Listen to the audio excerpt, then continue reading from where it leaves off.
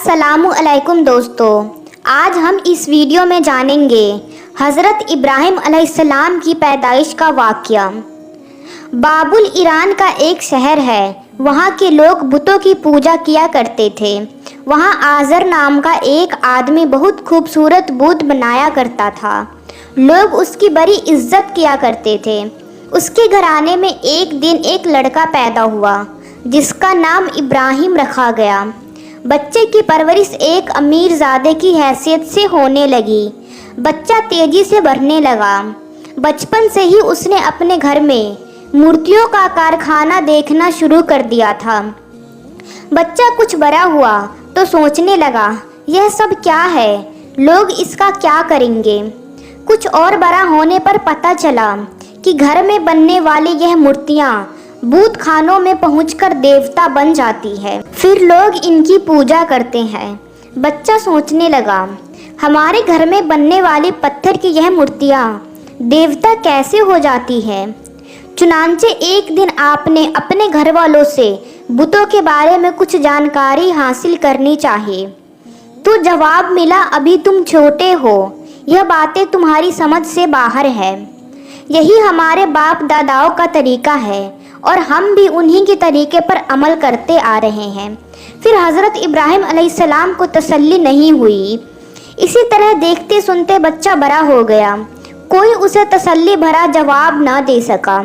उसने अपने दिल में सोचा, मेरे ख्याल के मुताबिक अगर यह मूर्तियाँ देवता नहीं हैं तो फिर दुनिया को पैदा करने वाला और मालिक कौन है, किसकी वजह से ये पूरी कायनात चल रही है।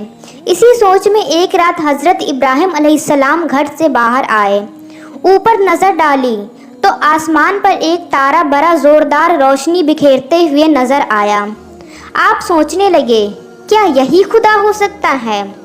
आप अभी कुछ फैसला ना कर पाए कि थोड़ी देर बाद चांद निकल आया।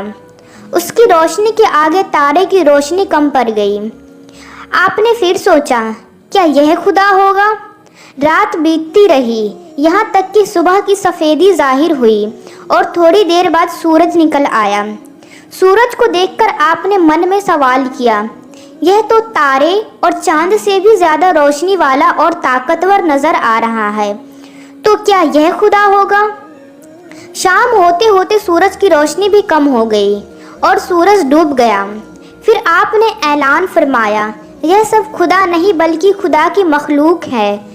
इन सब को पैदा करने वाला और सारे जहां का पालनहार ही खुदा है। मैं उसी पर ईमान रखता हूँ, उसे ही अपना माबूद मानता हूँ। चांद, तारों और सूरज की पूजा करने वाले और इन्हें अपना खुदा मानने वाले गलत है। इसी तरह आप हज़रत इब्राहिम अलैहिस्सलाम हकीकत की मंजिल पर पहुँच चुके थे और लोगों को भी वहाँ तक पहुँचाना चाहते थे। फिर उन्होंने लोगों को एक खुदा के बारे में समझाना शुरू कर दिया, लेकिन लोग बिन देखे खुदा की इबादत करने के लिए राज़ी नहीं हुए, क्योंकि वह बरसों से जिनकी पूजा करते चले आ रहे हैं उन्हें छोड़ना आसान नहीं था। आपने उन्हें बहुत समझाया, लेकिन लोग उस खुदा को मानने के लिए तैयार ना हुए।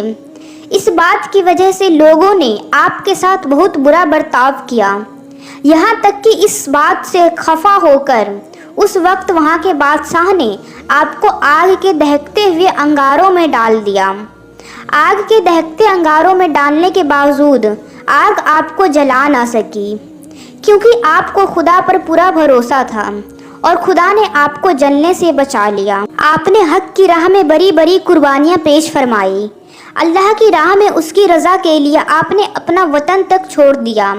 आपने अपने चहीते बेटे को अल्लाह की राह में कुर्बान करने को तैयार हो गए, लेकिन खुदा का करिश्मा ऐसा था कि ऐसा होने नहीं दिया। इसी करिश्मे की याद में आज बकरा ईद का त्यौहार मनाया जाता है। अल्लाह पाक ने आपको हर इम्तिहान में कामयाबी और दुनिया व आखिरत की खुश नसीबी बख्शी। आपको खुदा की ओर से पैगंबर का दर्जा दिया गया।